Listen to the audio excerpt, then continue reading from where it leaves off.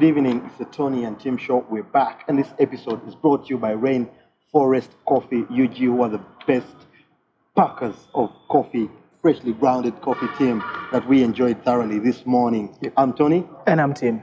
And on this episode, we'll be looking at the biggest fixtures from the weekend. But this has been a week, Tim, that hasn't been shy of football. We've had best of the last 8 in the Champions League, as well as the Europa League, in which we have seen very, very scintillating action since the week started. On Monday night, we had football. Tuesday night, Champions League returned on Wednesday. And, of course, in that, we had the biggest game of all, Manchester United taking on Barcelona. A game in which I felt Manchester United gave a very good account of themselves. They lost that game 1-0. Yeah, I think it was a decent account for Man United, but at the end of the day, Man United is expected to win, even if it's against Barcelona. So I thought it was a disappointing result for them at the end.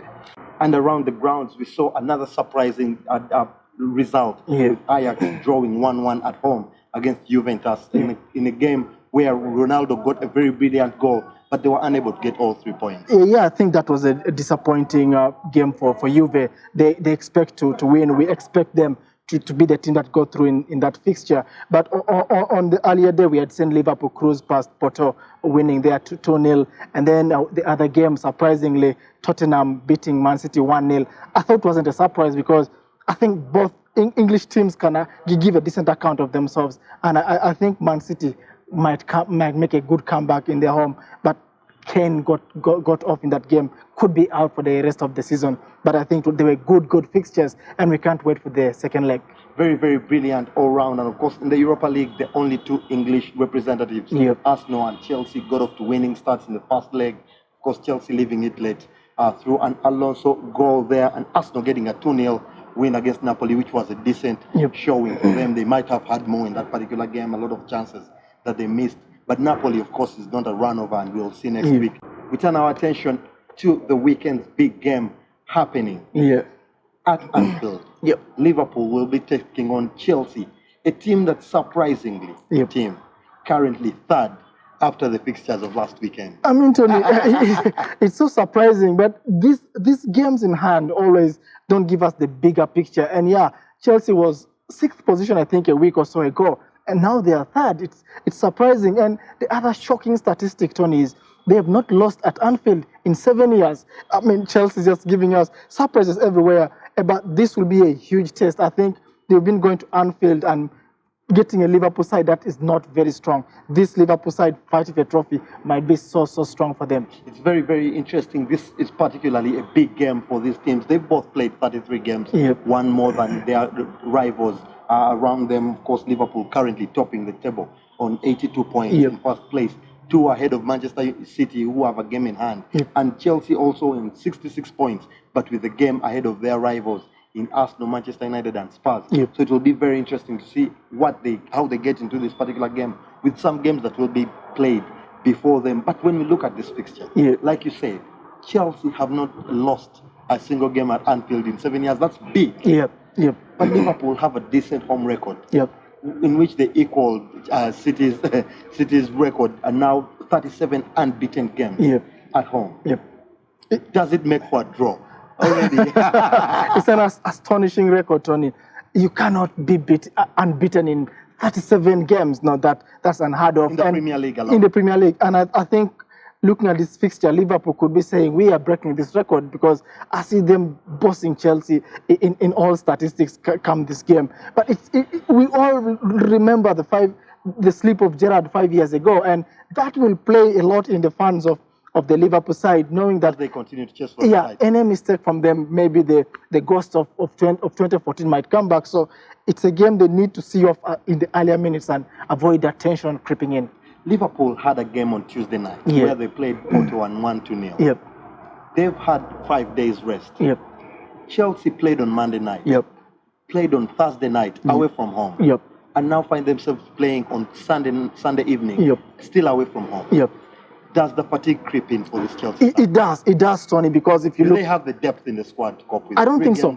In 7 games? I don't think so they have the depth, because yes, they won against West Ham. They won 1-0 on Thursday. But they are now playing their best 11. This is the point of the season where the good players have to start. And that's what Sarri has done. He's played them, and you look at that, and you think maybe these guys, fatigue is going to creep in, and maybe if Liverpool is pushing them so hard, then we shall start seeing strains here and there, some players lethargic there. But it's a one-off game, 90 minutes. You might think these guys can be able to hold on. For Liverpool, they played. Let's look at the team that these two teams have. We've looked at the brilliance all season of the Liverpool players. The Virgil van Dijk at the centre back, and of course forward we've been having Mane and Salah trying to guide Liverpool to the trophy. Around Virgil van Dijk in the midweek in the game that Liverpool played, they played Milner in left back because of a suspension to their left back Robertson, who we saw can be a very dangerous player to any side. He'll be back in this particular game, so that gives Liverpool an edge attacking Chelsea. For Chelsea, in midweek, their star man, Hazard, in the Europa League fixture, who they had wanted to rest, had to come on and play in that particular fixture.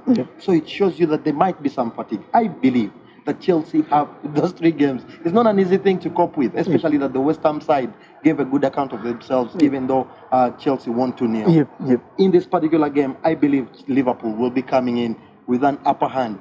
But let's not take anything away from Sarri. Yeah, you can't take anything away from Sarri. You've mentioned Hazard. He's the most fouled player in the Premier League. He's the best player at protecting the ball. We know that it's hard to get the ball out of him. This time he's coming again as Van Dijk. I think Van Dijk will be tested for sure with Hazard. But I do not see Chelsea getting through because Liverpool is eyeing the bigger prize. Chelsea is fighting to be in the top 4, but Liverpool is looking at the trophy, and it's getting more closer than ever. It's only 5 games left for Liverpool, and of course they must be pushing. This is the first Premier League trophy that they will be getting in the Premier League era, so it's very, very critical that they push on at least until the last stages. This is a game that they must get something from. They don't have any serious injuries across the board. Chelsea themselves, apart from the fatigue that we might be talking about, they don't have very serious injuries. The boss almost has everyone at his disposal. That particular game, Eden Hazard has contributed more than 40% of the goals for Chelsea. If he's a man that they have to lose to Real Madrid in the summer, what does the boss do? I think by default they get out of the top 6. What Hazard brings to Chelsea is totally different from other clubs. No, he's exciting. He's the sole player who changes the Chelsea game. And I'm surprised they're not giving him an offer to keep him around, and Madrid might snap him. It's very, very interesting, of course. Blistering game this. Liverpool will be taking on Chelsea on Sunday evening. That game getting started at 6:30 p.m. Big predictions there from Tim will take 1 and then from myself. I think Liverpool is eyeing the bigger prize, and I've gone for 2-1 Liverpool. 2-1 Liverpool there for Tim. I think with the record Chelsea has at this ground, they can get something, and I've gone for 1-1 draw. Oof, we shall see, Tony, because I doubt that. Very big game coming this weekend. Don't miss any of that. We'll be bringing you all the news as it happens on our Facebook, Twitter, and Instagram pages. Stay tuned there, and of course we'll be back after the break with more predictions. Don't go away.